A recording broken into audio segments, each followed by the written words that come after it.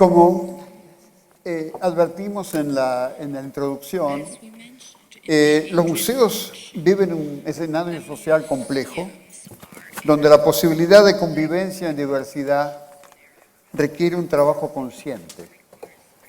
Es decir, muchas veces en los museos trabajamos en automático, repitiendo acciones o copiándonos a nosotros mismos en las actividades que hacemos. Y ahora estamos acá reunidos, y lo hemos ido percibiendo entre los participantes, la enorme preocupación que hay por trabajar conscientemente en función de nuestros contextos y en el ensamblado de nuevas relaciones sociales.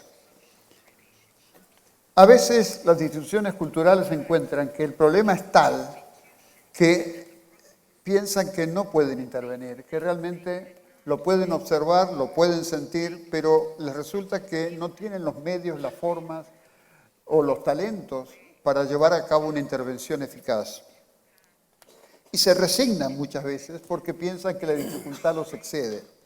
Y en cambio otros museos advierten la necesidad de quedarse con el problema. A mí me gusta esta idea de quedarse con el problema y aportar a ese escenario conflictivo.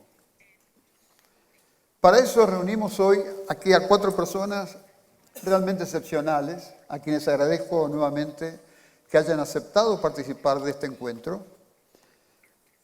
Néstor García Canclini, doctor en filosofía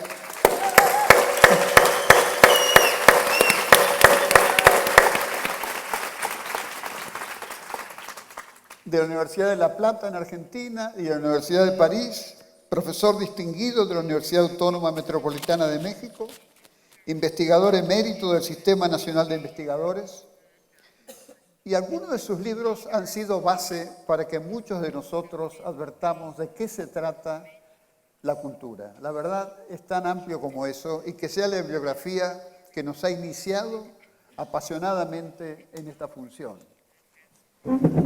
No quería darle la espalda a nadie, perdón. Por ejemplo, pienso en Culturas híbridas, estrategias para entrar y salir de la modernidad, o Consumidores y ciudadanos, que quizás muchos de ustedes han ya leído, lectores, espectadores, internautas, y entre muchos otros. En 2014 recibió el Premio Nacional de Ciencias y Artes en México.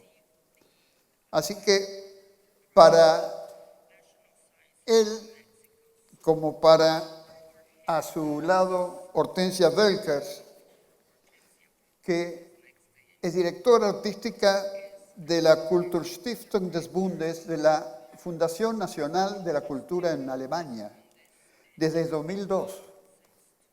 Fue miembro del equipo curatorial de Documenta 10 en Kassel, y de 1998 hasta 2001 formó parte del Comité de Supervisión en el Festival de Viena de Teatro. Ha desarrollado numerosos programas que promueven el intercambio cultural internacional, el campo de la danza en Alemania y el discurso sobre temas de relevancia social como la migración, las ciudades que se encogen, la cultura de la sostenibilidad, el futuro del trabajo y la educación cultural. Esa es Hortensia.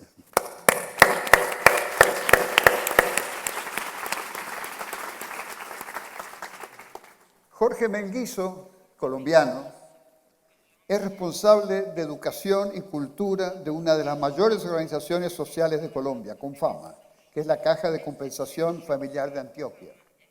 Antes, desde mediados del 2010 y hasta fines del 2018, su vida fue errante e intensa, así nos dice, como conferencista y consultor, y eso le permitió estar en 18 países y más de 135 ciudades. Y aún antes de eso, hizo 1000 cosas, entre ellas ser secretario de Desarrollo Social de Medellín entre 2009 y 2010 y secretario de Cultura Ciudadana de Medellín de 2005 a 2009, cuando se produjo el gran cambio que ha resultado un ejemplo para el resto de las ciudades de toda América y quizás del mundo. Ese es Jorge Menguizo.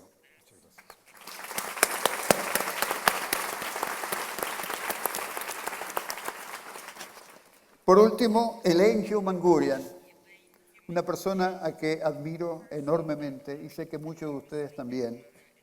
Es una consultora senior de museos, no solo en los Estados Unidos, sino también en Gran Bretaña, en Canadá, en Australia, en Nueva Zelanda, en Argentina, en Ucrania, en Tailandia, en Suecia, y sigue la lista. Una viajera incansable, co-creadora y vicedirectora del Museo del Holocausto en Washington, del Museo del Indio Americano y otros museos del Smithsonian, y es una de las personalidades de mayor humanismo y sensibilidad hacia la diversidad que al menos yo haya conocido. Elaine Hugh-Mangurian.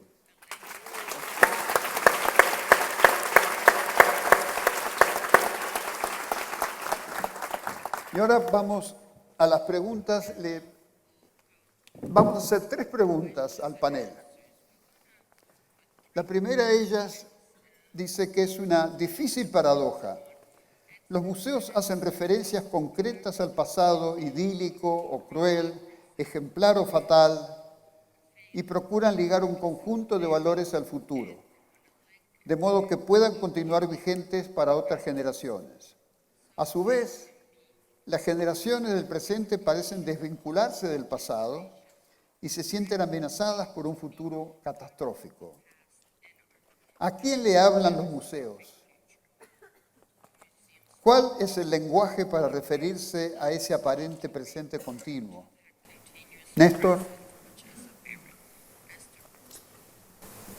Las 3 preguntas las vamos a contestar por separado. Sí, tenés 5 minutos para contestar esta.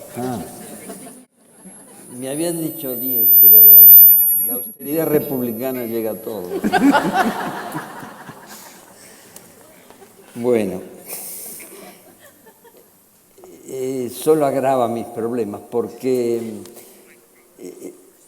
tratando de plantear algunas cuestiones sobre la base de los 10 minutos iniciales que teníamos. Tomate 10 y después te saco 5. Eso, negociemos. Bueno, vamos a ver. Escribí más, unas 7 páginas tratando de comprimir, y yo sé que eso no da 10 minutos, da más. Pero luego fui haciendo notas a lápiz sobre lo que había escrito en computadora y hay algo más que me acaba de suceder viniendo para acá y que ahora les quiero incluir en lo que voy a decir. Veremos hasta dónde puedo llegar. Hay varios temas en los que quisiera comentar y que posiblemente en los siguientes minutos tengamos oportunidad. Uno es este último decías, las nuevas generaciones, me parece, ¿no? Que hemos trabajado mucho y que nos plantean desafíos muy especiales. Gran parte de las conmociones que están ocurriendo en América Latina y en otras latitudes en este momento son generadas por los jóvenes, como en Chile, por jóvenes indígenas, como en Bolivia y Ecuador, etcétera, etcétera. Y hay un tema que a mí me interesa particularmente desde hace tiempo, que es el de la interculturalidad como tarea de los museos, como núcleo. Ya podremos argumentar y discutir más sobre esto. Para mí el objeto de estudio de la antropología no es ya la cultura, es la interculturalidad. Y la tarea de los museos sería plantearse, intervenir, no solo en la interculturalidad étnica, que es la más acuciante muchas veces, sino las interculturalidades de género, que también se han vuelto efervescentes, las interculturalidades etarias, etc. Pero quiero partir de esto. Yo estuve en la reunión de Buenos Aires del Museo Reimaginado y noto que estoy pensando distinto ahora que en aquel momento. Y por supuesto, bastante distinto de lo que pensaba cuando analicé en un capítulo de Culturas Híbridas del Museo de Antropología, aunque sigo suscribiendo básicamente lo que analicé críticamente allí sobre el Museo de Antropología de México. Pero me parece que están sucediendo tantas cosas nuevas que estamos lejos de una frase que yo recogía entre las ironías que se hacían a los museos monumentalizados en culturas híbridas, y me acordaba de esa frase de que los museos son el último recurso de un domingo de lluvia. Son un lugar aburrido que nos aleja del ruido de la calle, que domestica la historia y la naturaleza, ¿no? Hoy vemos que la historia entra en los movimientos sociales y obliga a los museos a salir de sus salas, a pensar qué hacer en la relación con la sociedad de otro modo. La naturaleza entre los museos, 1,75 m de agua en Venecia, inundando la ciudad, entrando al principal templo, y leíamos hace 3 días que el Arno está subiendo 4,50 m y ya se empieza a pensar cuándo va a inundar Florencia. ¿Se seguirá pudiendo hacer la Bienal de Venecia en Venecia?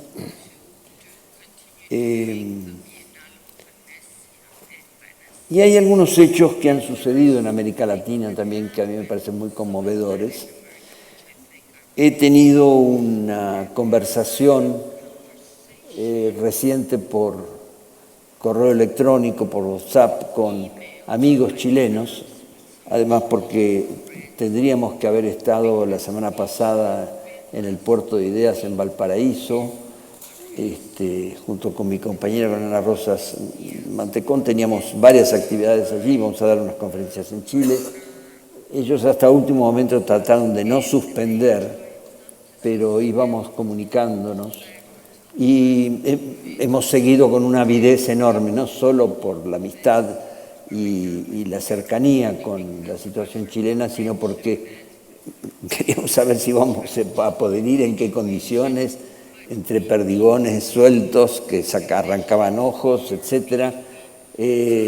Bueno, y entre las personas con las que he tenido un intercambio muy vibrante, constante, pero que se interrumpió en los últimos días, es una gran museóloga joven, antropóloga, que hizo un estudio para mi precursor sobre museos en proceso de institucionalización permanente, como el micromuseo peruano y el Museo del Barro en Paraguay. Me estoy refiriendo a la antropóloga chilena Carla Pinochet-Cobos, que hizo con nosotros en el Departamento de Antropología de México su tesis de doctorado y que fue invitada a una reunión de TIPA. Y yo le mandaba, cuando veía las discusiones sobre las agresiones a los monumentos en Chile, etc., le mandaba de una de las últimas manifestaciones que hubo de movimiento feminista, que fueron muy violentas en México y generaron una discusión extraordinaria sobre la pintarrajeada de grafitis que se le hizo al monumento al Ángel, el monumento de la Independencia, y si era legítimo o no legítimo hacerlo. Y algo que le comentaba era que a mí me había impresionado que un grupo de restauradoras del Instituto Nacional de Antropología e Historia, o sea que por profesión es conservar los monumentos, dijeron, en primer lugar hay que filmar, fotografiar esos grafitis, forman parte del uso social del monumento. Y en segundo lugar hay que discutir si hay que borrarlo.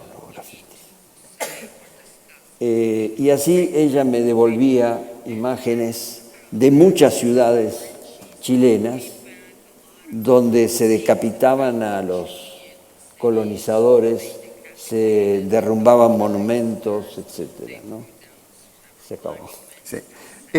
Por ahora te interrumpo. ¿Puedo leer simplemente un fragmentito del... Vale. Un correo que vine leyendo en el ómnibus cuando nos traían ahora del hotel para acá, y que me llegó hoy de Carla y que dos pedacitos que creo que tienen que ver mucho con todo esto que estamos diciendo. Dice, me costó volver a encontrar el momento para escribirte y agradecer las fotos que me enviaste. La ciudad también aquí está llena de inscripciones múltiples, consignas históricas, tags improvisados, mensajes ocurrentes, verdaderas obras de arte cubriendo las puertas, las murallas, los monumentos y el pavimento. Los primeros días había un esfuerzo por borrar esas marcas. Incluso tenemos una versión local de los chalecos amarillos, fanáticos de extrema derecha que salen a defender sus barrios con armas y a eliminar las huellas del caos. Sigue y después dice, los carteles,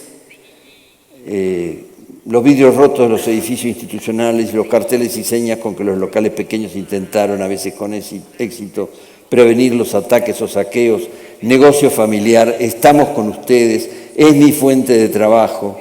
Los gases lacrimógenos se han impregnado en el piso y es imposible no estornudar al atravesar el sector, incluso unos breves segundos desde el autobús. Quisiéramos creer que es un apocalipsis después del derrumbe neoliberal, pero no están los tiempos para ingenuidades. Más bien pareciera inaugurarse un momento constituyente, un momento lejano, dice, de aquella idea de Laura en el paseo benjaminiano por la ciudad. Muchas gracias, Néstor.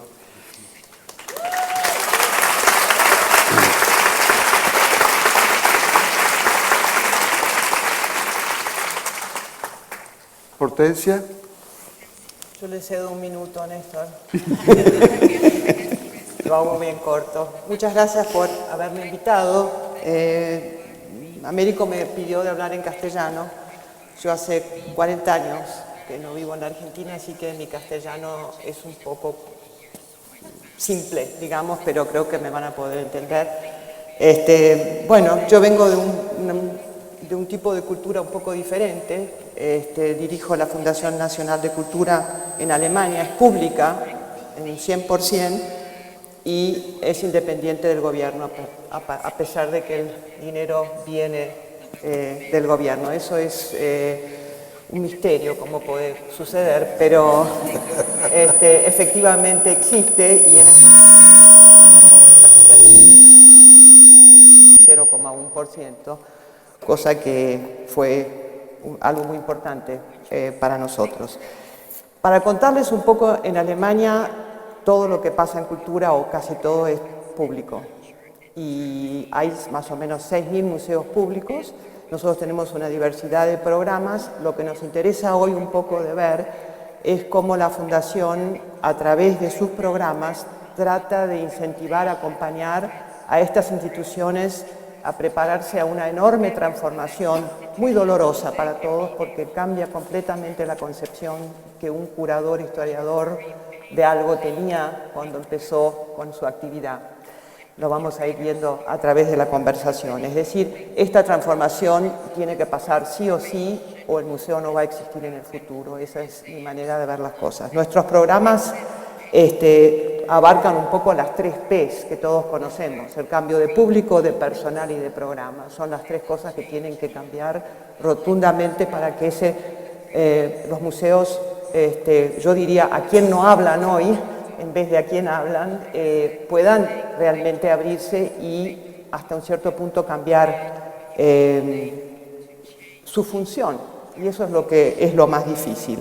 Los programas nuestros tienen que ver con diversidad, migración, digitalidad, decolonización, mediación, etcétera. Son, yo creo, los temas de los cuales todos hablamos, no necesitamos especificarlo ahora. Lo que yo pienso es que, y voy a hacer un zoom después a un museo histórico de la ciudad de Frankfurt, muy especial, donde se puede estudiar muy bien hasta qué punto un museo tiene que cambiar para realmente hacer que una enorme colección de mucho valor pueda conversar con los temas de hoy actuales de una ciudad y que los ciudadanos se sientan en un 100% representados en ese museo. Y yo diría que el 60% de los ciudadanos no están representados en este momento en el museo porque no se ha respetado, de que hay un cambio de ciudadanos que están ahí desde una segunda, tercera generación, han migrado y no se los ha tomado en cuenta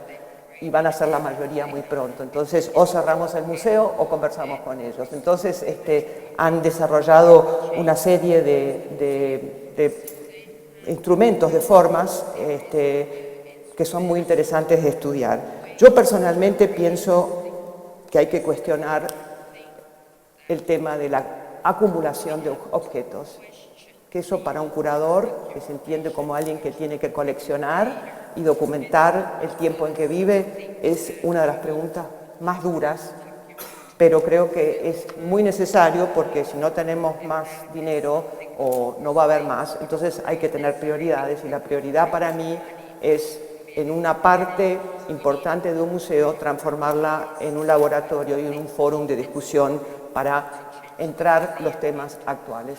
Eso es todo por el momento. Gracias, Hortensia.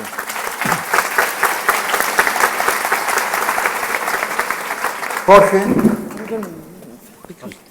Bueno, buenos días. Encantado de estar acá. Muchas gracias a ustedes, Américo, a todos los organizadores por la invitación y un placer estar en esta mesa y con usted, profesor Canclini, García Canclini. Yo lo conocí hace 40 años en mi universidad, en la Universidad de Antioquia, y marcó una buena parte de lo que luego ha sido mi hacer y mi pensar en Medellín. Entonces, muchas gracias, es un honor compartir con ustedes en esta mesa online, Hortensia, América y el profesor García Canclini. Pensaba alrededor de esa pregunta en algo parecido a lo que dijiste, Hortensia, y es ¿a quién no le hablan los museos? Entonces, si uno fuera a hacer una lista, empiezo por joderles la vida a ustedes, que vienen de museos. Muchos de los museos se hablan solo a sí mismos. O peor, en muchos de los museos solo unos pocos definen de qué habla el museo y a quién le habla. Hay una especie de dictadura de las curadurías en muchos de los museos. Entonces muchos de los museos solo le hablan a los curadores y a sus similares y dejan por fuera todo aquel que no esté en ese universo de comprensión del mundo que manejan los curadores. Ya me metí con los curadores hace 4 años o 5 en el ICOM de Río de Janeiro, en una conferencia mundial, y dije que los curadores de los museos tendrían que conocer más de la realidad en la que están los museos que de la obra que están curando.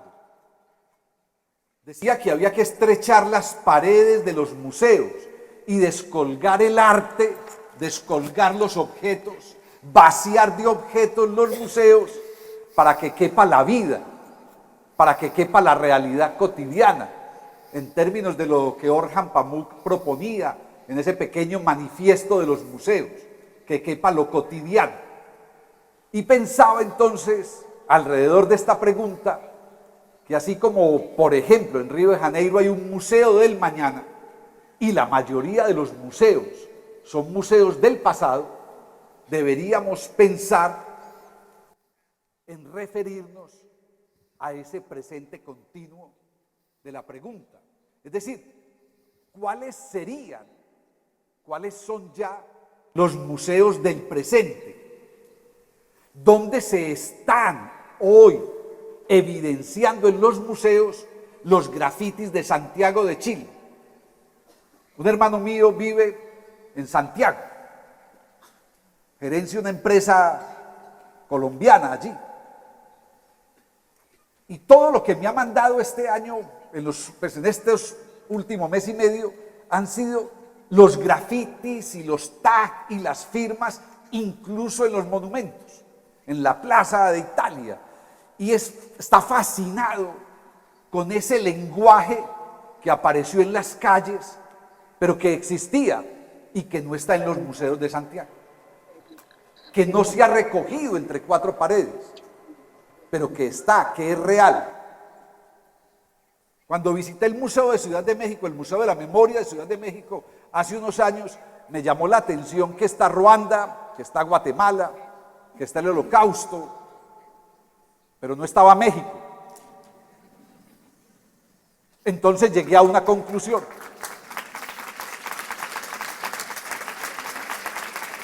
La conclusión a la que llegué es que en México no pasa nada que sea digno de meter en un museo de la memoria y que seguramente Tlatelolco no existió, por eso no está en el museo. Hay que buscarlo en la literatura, porque la literatura parece ser siempre ficción, así sea contada la verdad en esos museos. En eso que no hay en los museos, en esas personas que no representamos, termino con esto, hay un dolor para los museos. Y es que los museos parecen no ser importantes para la mayoría de la gente. No existen los museos para la mayoría de la gente. Y para muchos de los que sí existen, los museos intimidan o no son espacios pedagógicos de comprensión de su realidad. No existen para contar lo que está pasando. No existen para anticiparnos los futuros. Y muchos museos ni siquiera existen para lo que debería ser esencial, que es la pregunta. Solo hay respuestas en muchos museos y muy pocas preguntas. Gracias, Jorge.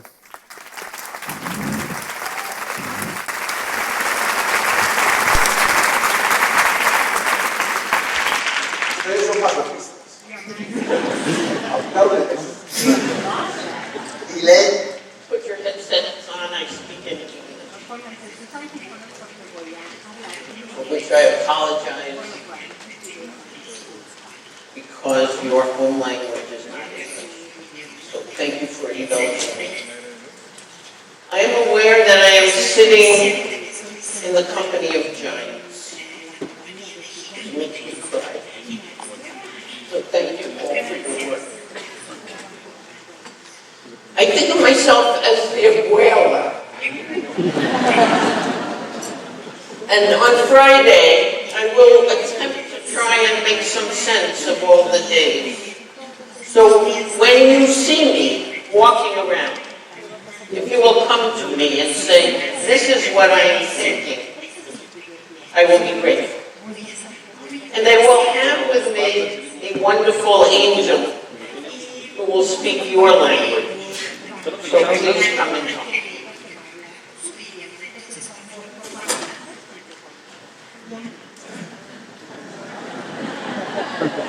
So sorry. High tech is not the abuela's best.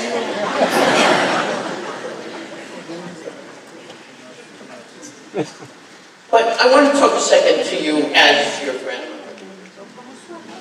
It's clearly a much more dangerous world than it was 2 years ago. We are all shocked and surprised by each our respective countries. We cannot understand what is going on, and we will talk about that more and more. But first I want to say, are we allowed in this conference, in the world of so much pain and danger, to still love and befriend each other? And the answer is yes. We came here to have company. We came here because the work we do is so difficult, and because we are lonely. And now we are not alone. So use this time. The people sitting on both sides of you are the most important people, not us on the stage. Because you want to go home and not be so lonely. And I will speak to you only from myself, because one of the questions sitting out here is, can anybody speak for anybody else? Do we own anybody else's experience? The answer is maybe, and maybe by empathy we can talk to each other, but maybe only by biography can we make empathy happen. So I will talk to you about myself. I am an 82-year-old American-born Jew. I am the child of German Jews who did not flee but immigrated, but who then spent the whole Holocaust trying to save their family. I now live in the land of Trump, a proto-fascist. The question I ask myself is how in a world in which we do not hear each other very well, can we present something that causes personal introspection, that is self-illuminating rather than polarizing rejection? How can we re-heal the countries that are being torn apart around us?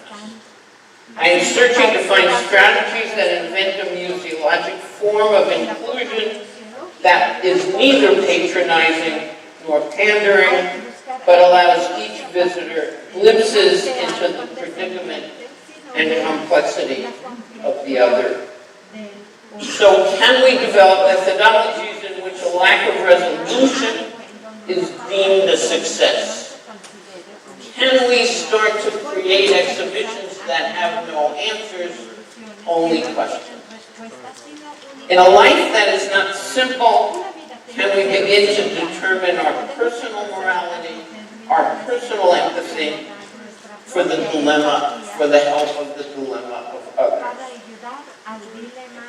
Thank you, ladies.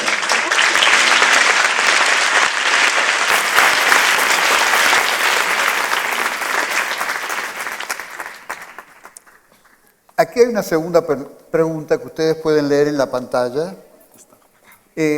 ¿Cómo pasar de la extrañeza?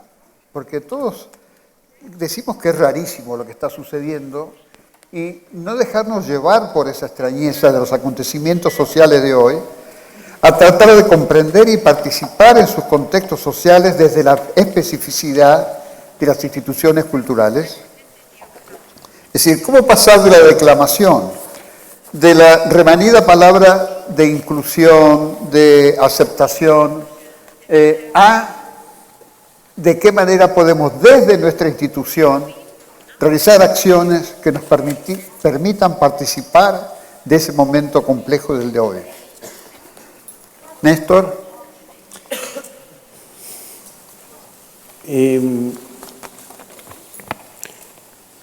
Estoy en plena sintonía y total acuerdo con lo que se ha venido diciendo. Me parece que está bien que le entremos a las cuestiones muy de frente, como estamos haciendo aquí, y esto me refuerza el gusto de estar en esta mesa con estos acompañantes.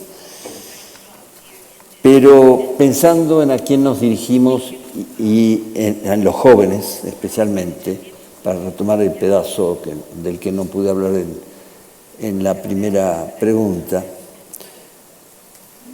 algo que hemos visto en muchos estudios con jóvenes y sobre jóvenes es que la vieja división que hacen las ciencias sociales entre estar incluidos o estar excluidos deja fuera una cuestión que para los jóvenes hoy se ha vuelto clave. No les interesa estar incluidos. Hay un libro de una pedagoga argentina que se titula Si integrarnos es a esta sociedad, ¿para qué integrarnos? Y yo creo que eso es parte de lo que radicaliza lo que muchos sabemos desde hace años trabajando en gestión cultural. No hay un arte para el pueblo en general, no hay cultura para el pueblo en general, no hay museos para el pueblo en general. Hay museos específicos, pero si sumamos la totalidad de los museos que hay en un país tan poblado de museos como México, los 6.000 de Alemania, seguramente una de las conclusiones, Hortensia me dirá si está de acuerdo con esto, es que no podemos pretender llegar a todos, que parte de la legitimidad social es no querer ir al museo, no me interesa ir al museo. Por supuesto, en esto tienen una gran responsabilidad los museos que no están relacionándose con lo que pasa. Los jóvenes aquí ocupan un lugar central y esto tiene que ver con la cuestión de la temporalidad, pasado, presente y futuro en los museos. Uno de los descubrimientos también que hemos hecho en las investigaciones de la segunda mitad del siglo XXI es que en los jóvenes se está perdiendo, o ya se perdió la noción de carrera y solo existe la noción de proyecto. No se entra a un trabajo pensando, aquí voy a durar 20 años y voy a llegar a jefe de la empresa o a técnico muy calificado y muy bien remunerado, porque su experiencia y la de su generación es que en 6 meses pueden estar trabajando no solo en otra empresa o en otra institución, en otro museo, sino en otra profesión.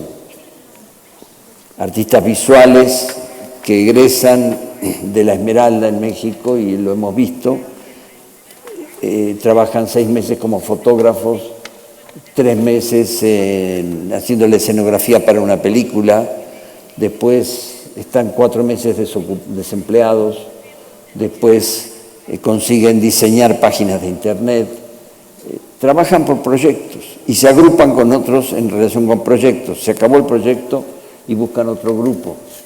Entonces, ¿qué sensación de pasado, de presente y de futuro podemos dar esta temporalidad que hemos experimentado con los museos a quienes no están viviendo con un sentido de carrera, sino de proyectos? Y yo diría algo más, que es una impresión todavía, no es esto anterior que acabo de decir, que sí lo hemos investigado en México y en Madrid, sobre todo, fueron las 2 ciudades donde concentramos la investigación, sino lo que está pasando en las más recientes generaciones. Ni siquiera la noción de proyecto está siendo predominante, porque es muy difícil salir del instante, ir más allá. Y porque a los propios jóvenes les cuesta entender lo que está pasando. Leo un WhatsApp de una página de internet, de redes, de un joven mexicano que se llama Diego Lavarría y que pone en su Facebook: hola, llamo por el apartamento en renta de 6,000 pesos. No es un apartamento, es una oferta de trabajo. Hola, llamo por el trabajo de 20,000 pesos.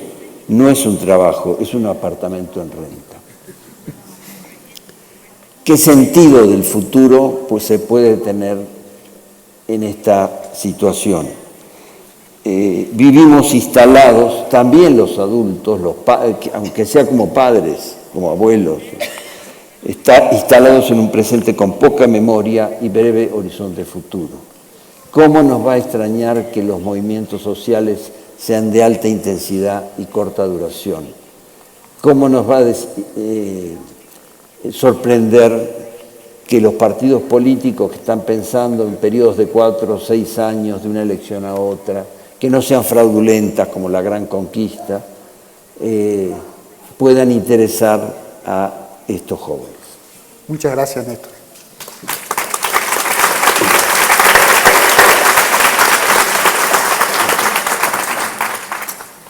Bueno, Néstor Quintini me inspiró para contar una pequeñita cosa. En Berlín todos los niños pasan una vez o dos en su vida por el Museo de Ciencias Naturales.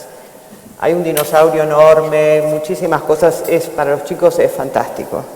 En este momento, todos los viernes, los niños a partir de los 12 años no van al colegio porque protestan con Greta Thunberg. Obviamente no todos, pero son 9.000 por lo menos que se juntan y hay una gran discusión porque están faltando al colegio, si eso es legal o no, en las casas, en todos lados, así que han causado un lindo lío muy positivo. Y es muy impresionante verlos cómo se organizan, cómo empiezan a pensar de si van a entrar en un partido político, si eso vale la pena. Es decir, un proceso de protesta y politización muy importante de muy jóvenes. Y el Museo de Ciencias Naturales les dijo, les invitamos a que empiecen la marcha siempre aquí a la mañana. Ustedes todos conocen el museo, aquí les damos el café, encuéntrense, y entonces todos los viernes a las 8 de la mañana hay más o menos 6.000 jóvenes que vuelven a ese lugar de la infancia donde han ido y está el museo a disposición de ellos para que partan a la puerta de Brandenburgo para hacer su manifiesto. Así que en esos casos, capaz que a los 16, 17 ir al museo no es lo más importante, pero lo recuerdan y el museo está a servicio de ellos, que me parece una linda idea, es un pequeño cuento. Lo que iba a decir en realidad es, volviendo a Frankfurt, que me pareció muy interesante porque en el año 2011, luego de la crisis económica y de Occupy Wall Street, que se deben acordar muchos, hubo en Frankfurt Occupy Frankfurt. Entonces, durante 11 meses se ocupó la plaza frente al Banco Central Europeo y fue bastante pesado, confrontaciones con la policía, fueron muchos intelectuales, fue una cosa importante. El Museo Histórico inmediatamente se relacionó con esta gente porque uno de los capítulos en la colección permanente es Frankfurt, ciudad del dinero, desde una historia de 1000 años, la ciudad de los bancos, de las finanzas, de la moneda, todo eso está explicado, y obviamente era la oportunidad perfecta para seguir contando eso desde el punto de vista de hoy. Entonces invitaron a la gente de Occupy de ir al museo, de discutir cómo se iba a documentar este capítulo de la ciudad de Frankfurt, cómo se pone en cuestión, sobre todo el desastre que se hizo, sobre todo habiendo perdido la política tanto poder ¿cómo se dice?, de dirigencia por la influencia financiera sobre la política, la desigualdad, la venta de vivienda social, bueno, miles de temas que han llevado a una desigualdad muy grande, a una acumulación de capital en muy pocas manos, que dio aparente un resultado durante muchos años y ahora terminó en una gran crisis con un partido de derecha tremendo. Es decir, tenemos un panorama bastante feo y cómo el museo sale para decir esto es la continuación de nuestros temas, vengan a mostrarnos cómo vamos a hablar, cómo vamos a documentar este episodio y cómo queremos politizarnos. Gracias, Hortensia.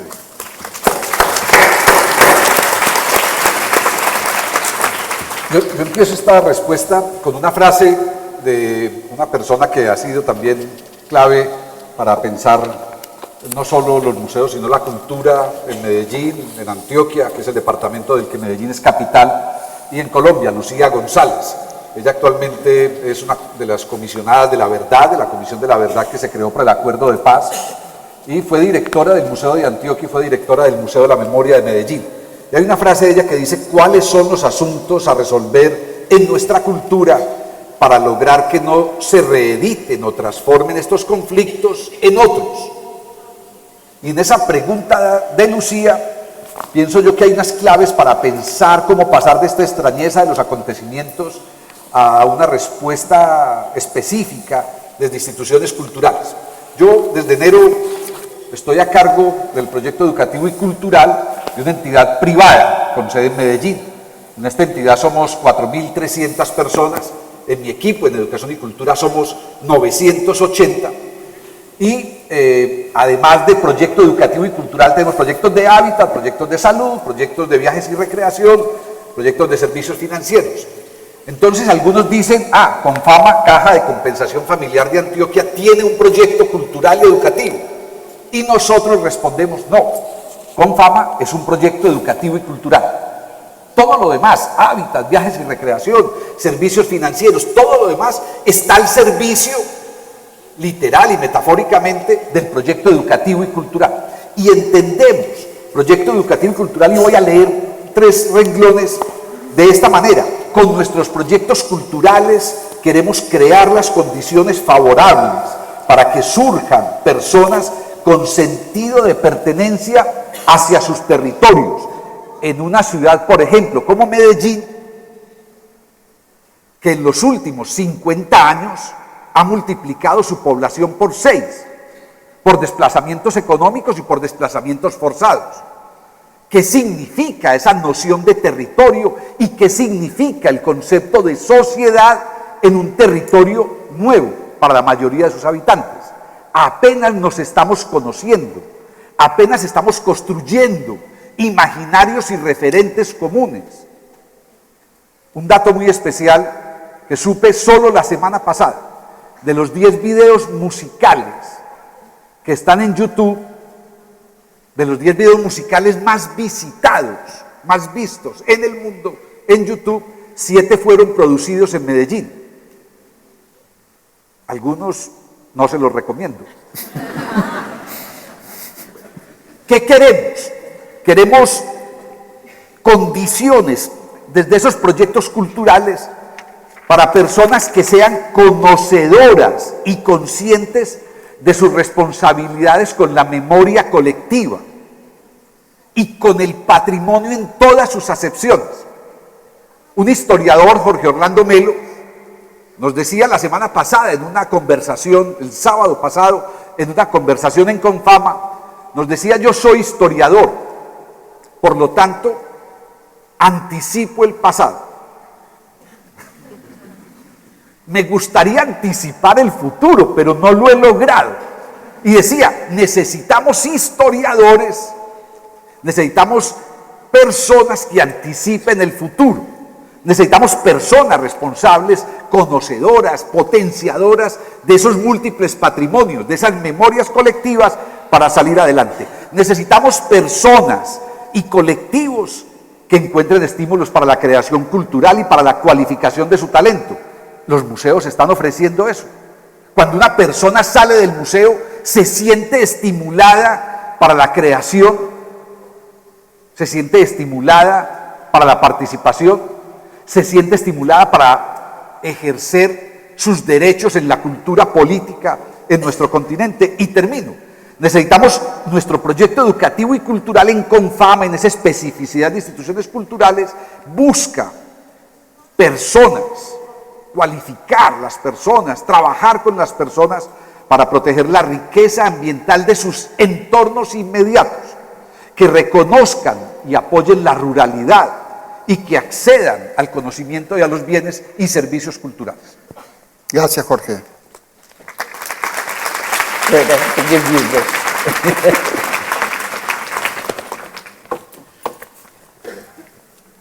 So I have a cane.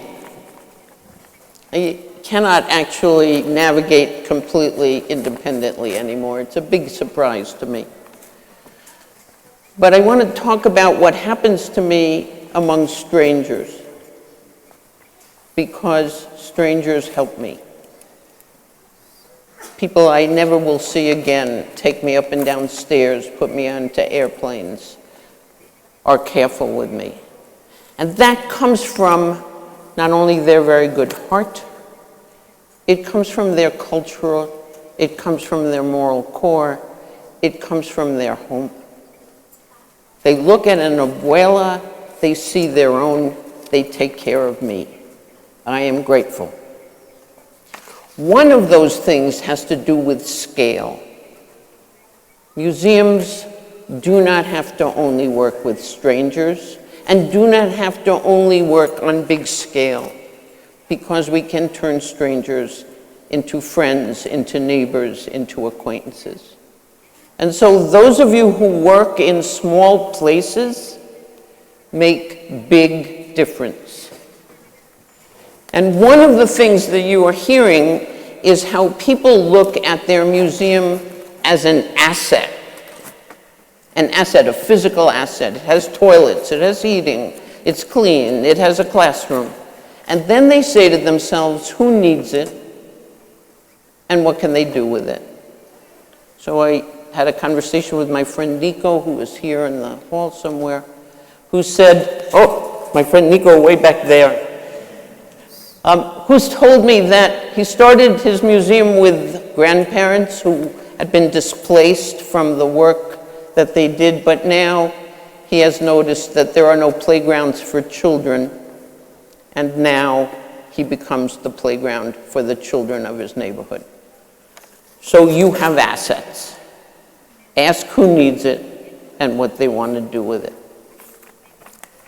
The other thing I want to talk about in this question about where we are is I have seen myself for 80 of my 82 years as in the left wing. And I now see myself as a centrist. And the reason I do is that I look at my world. I know no Trumpers. I don't know how to relate to them. I am afraid of them. But if I do not solve this problem for myself and my museum world, we will remain further and further estranged. And I am trying to figure out what museums can do as they heal their country. In what way, small way, can we make strangers who are afraid of each other not so afraid? And so I am now looking at where is the overlap? Where is the conversation of things that we can all agree with? Where can we start with the people we hate so that we can invite them into our institution and begin on a scale small enough for us to do this, to begin to heal our countries? Thank you. Thank you, Elaine.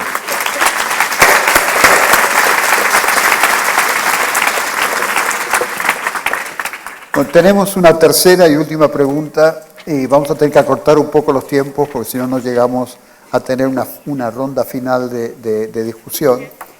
Y esta tercera, como pueden ver en la pantalla, sería cómo reimaginar los museos y sus alianzas, sus colecciones, las maneras de circular y comunicarlas para participar en las nuevas formas de construcción ciudadana. Néstor. Me interesa enormemente este tema, incluso en conversaciones sobre el temario le pedí a Américo que pusiéramos énfasis en la cuestión de la ciudadanía, porque por muchas razones me parece que se ha vuelto una cuestión central.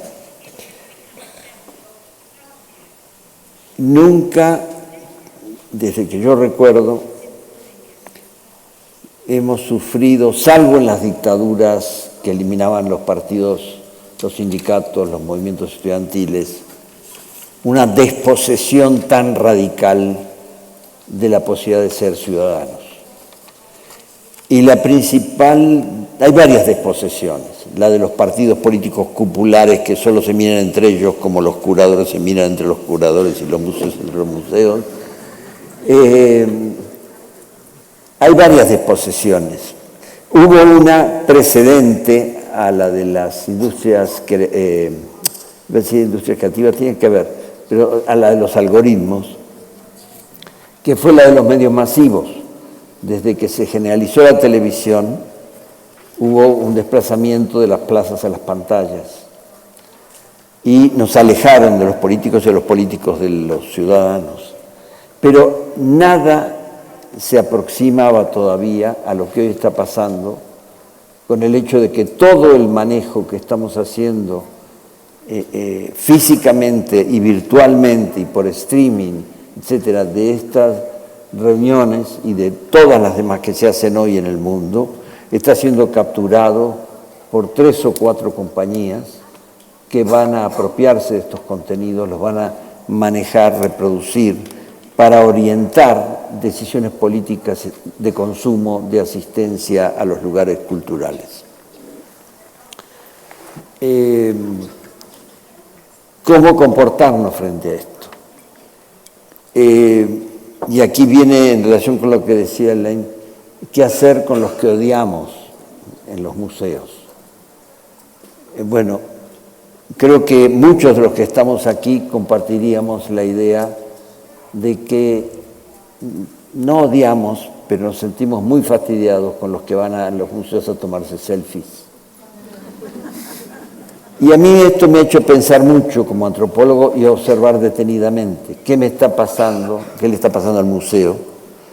Ya saben ustedes que hay quienes dicen que hay que prohibir el uso de los celulares en los museos, como muchos maestros siguen pensando que hay que prohibirlos en las escuelas.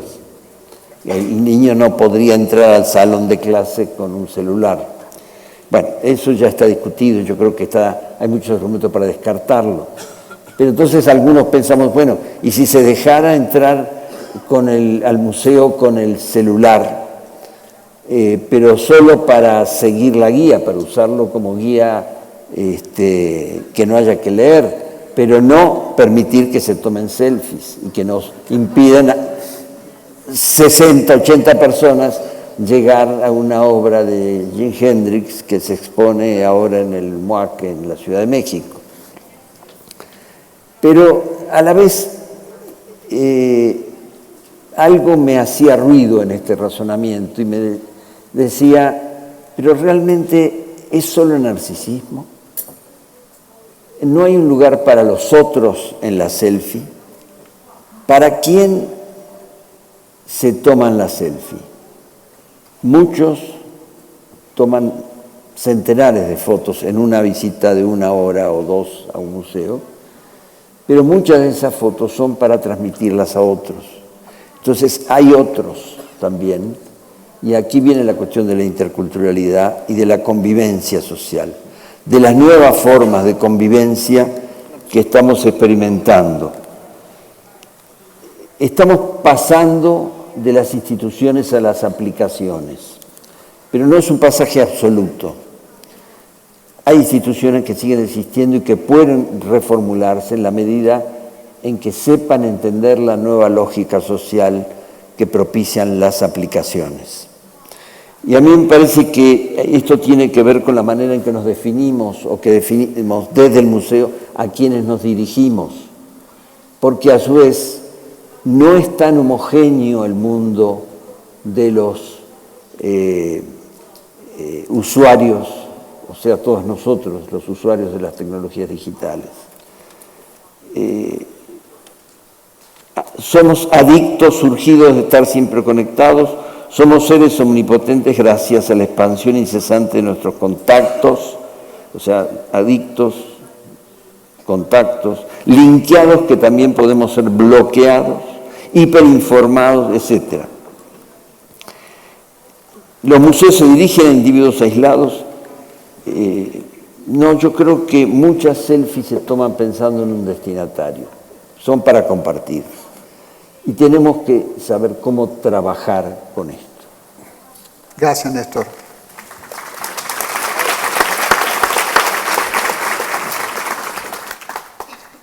Bueno, voy a seguir con el tema de cómo un museo puede y a veces debe politizarse, que me parece importante. Los museos de arte no los menciono porque no sé cómo van a ser, están muy atrás con esto directamente. Así que yo sigo con el Museo Histórico de la Ciudad y quiero dar un ejemplo. En este momento en Alemania, en las grandes ciudades, la escasez de vivienda accesible para salarios bajos y normales es casi imposible, porque se vendió todo. Se vendió a grandes fondos financieros y están echando a la gente de las casas y esto hace una protesta enorme y es realmente un problema serio. Y el museo tomó un punto interesante porque este año se festejaba el centenario Bauhaus, 100 años de Bauhaus, que en parte era un bodrio porque, bueno, por todos lados Bauhaus, Bauhaus, Bauhaus, podías decir como los centenarios pueden ser como un poco aburridos también estos festejos, pero este museo, nosotros participamos en demasiados, debo confesar, por eso lo digo así, pero el museo miró atrás y vio que justamente hace casi 100 años había una escasez de vivienda enorme en Frankfurt y el gobernador con un par de arquitectos que estaban en el movimiento Bauhaus hicieron un programa de 15.000 viviendas donde primera vez se hizo como un asentamiento habitacional, donde se vio lo que eran las necesidades de una pequeña familia moderna, empleados, el sistema de movilidad, de tener un balcón, de tener un baño, etcétera, etcétera. Fue un modelo revolucionario donde se juntaron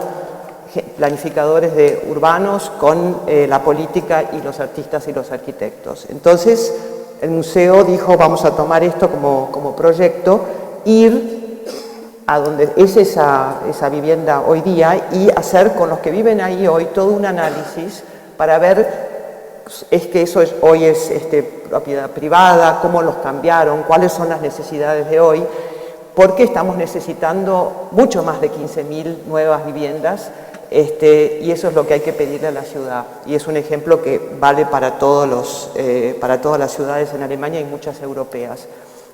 Entonces, durante 1 año y medio, y ahí se usa la digitalidad de una manera excelente, es uno de los instrumentos, como llegar a la gente, invitarlos.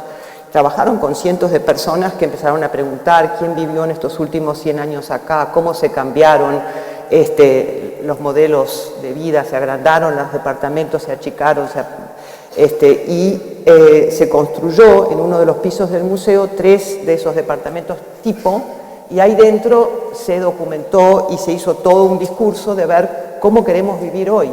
Y uno se da cuenta que se necesita mucho más ambiente compartido, que gente que tiene 3 hijos, cuando se van de la casa, los chicos prefieren achicar su departamento y dárselos al vecino que tiene los chicos, quieren más espacio verde, etcétera, etcétera, etcétera. Es decir, todos estos puntos, y eso se le entregó a la ciudad con la petición de que este problema tiene que ser afrontado por el gobierno de la ciudad y no por el mercado. El mercado no puede solucionar este problema, y eso es una manera eminente de cómo este museo pudo intervenir en un problema político serio. Gracias, Hortensia.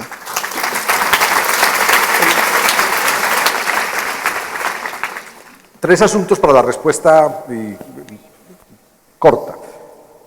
Primero, la cultura no es lo que mostramos, no es lo que producimos, no es lo que instalamos.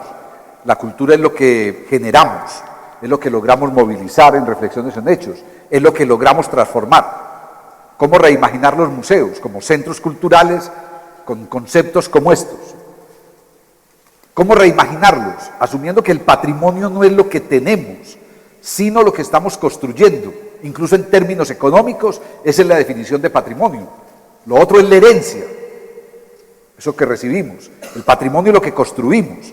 ¿Cuáles patrimonios están construyendo los museos? Hoy, cada día, mañana, en Colombia, unas grandes marchas sociales. ¿Qué va a pasar pasado mañana en los museos de Colombia? A partir de esas marchas. ¿Qué está pasando hoy, el día previo a las marchas? No es el acumulado el objetivo. No es el acumulado de los objetos o de las cosas.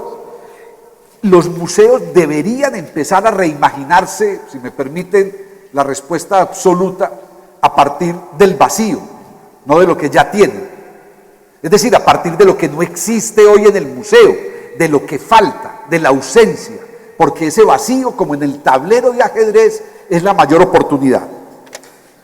En esa tarea, voy a recomendarles, si me permiten, este libro, que está disponible en internet de forma gratuita.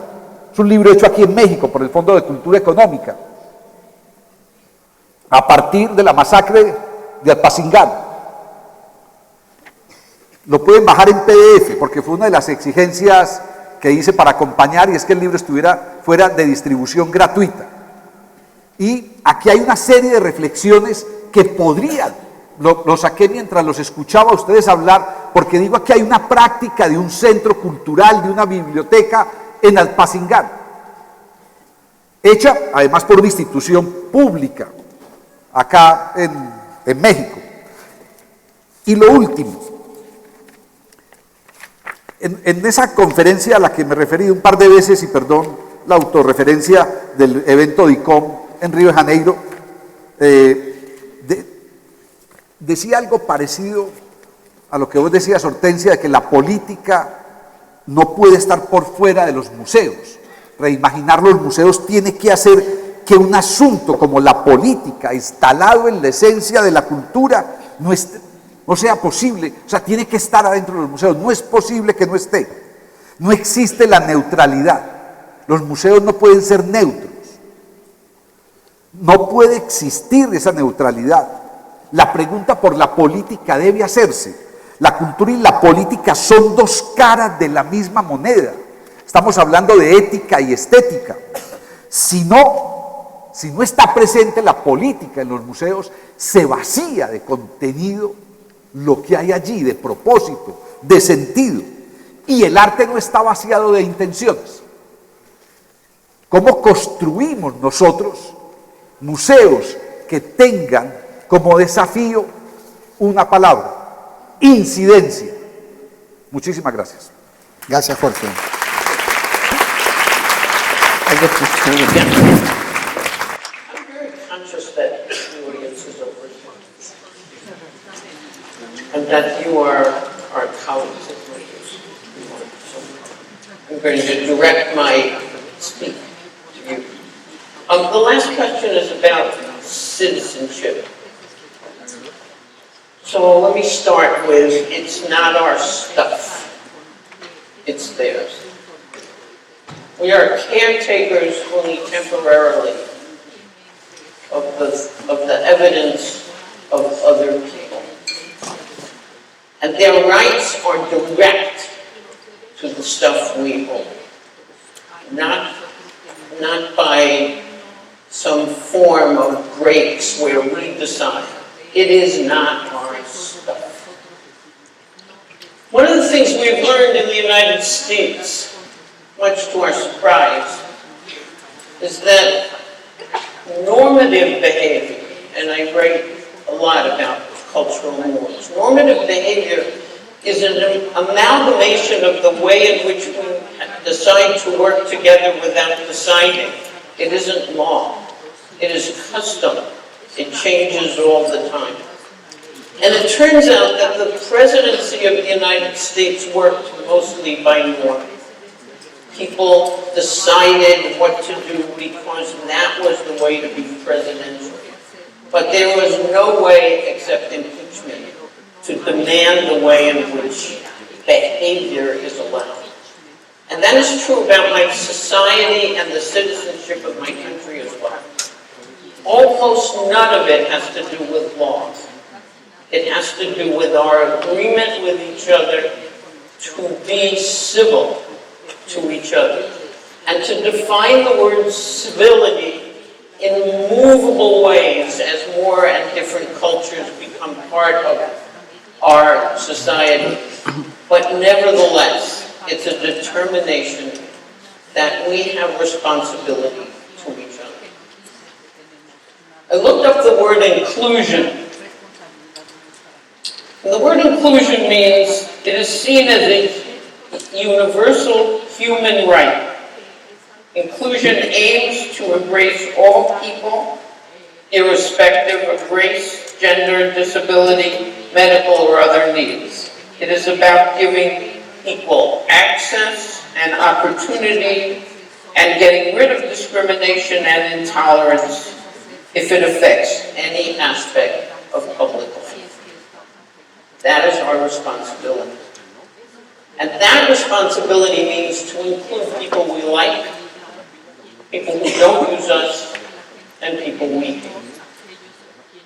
And so I sit here telling you I don't know how to do it, and I don't want to do it, but the definition of inclusion is easy to understand, and if it's all our stuff, it is all our moral responsibility to figure out a way to invite all to come. And one of the things I know about it is that we have been guilty in the museum world of writing simplification, and we have been guilty of telling people the answers in a world where there is no answer.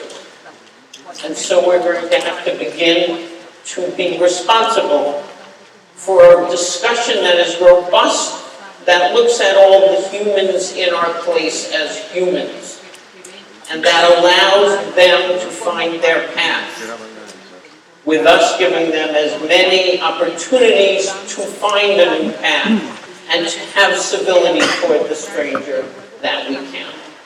Thank you.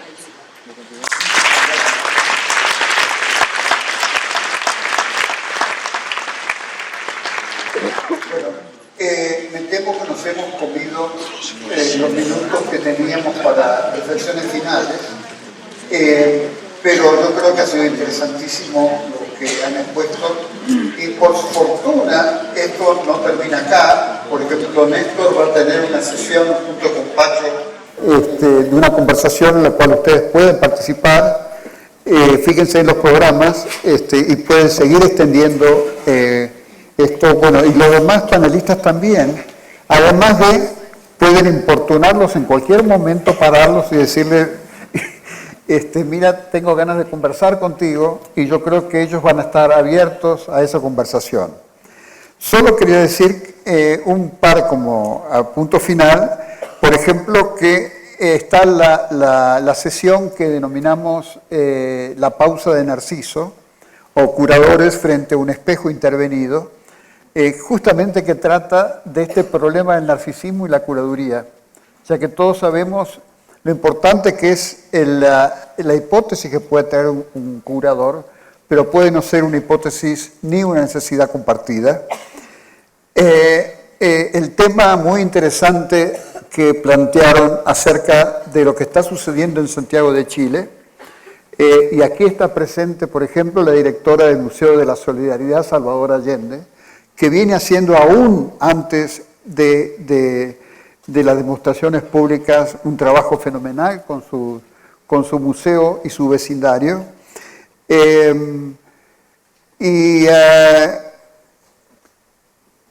Y una reflexión sobre el dinosaurio, los museos de ciencias naturales y los niños.